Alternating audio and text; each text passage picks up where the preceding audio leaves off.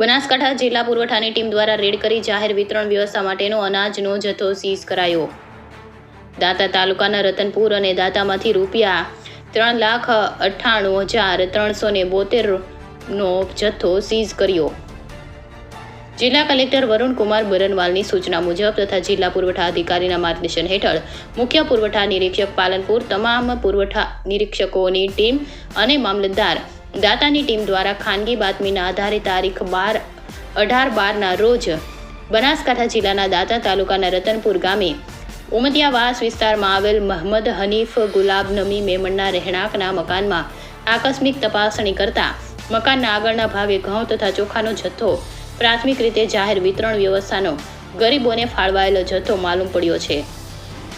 જે ઘઉં 7 કટા 253.700 કિલોગ્રામ, જેની બજારની કિંમત ₹6,849 તથા ચોખા 98 કટા, જેની બજારની કિંમત ₹1,33,887, આમ કુલ મળીને ₹1,40,737નો જથ્થો સીઝ કરવામાં આવ્યો છે.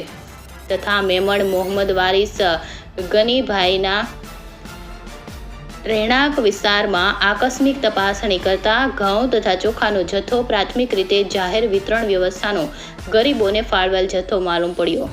જે દુકાન નંબર 10 ઘઉં 23 કટા ખુલ્લા 920 કિલોગ્રામ, જેની બજારની કિંમત ₹24,840 તથા 53 કટા બંધ 2,650 કિલોગ્રામ, જેની બજારની કિંમત 71,550, તેમજ દુકાન નંબર 1 થી 6 ચોખા 119 કટા 5,950 કિલોગ્રામ, જેની બજારની કિંમત ₹1,06,1245, આમ કુલ મળીને ₹2,57,635નો જથ્થો સીઝ કરવામાં આવ્યો છે.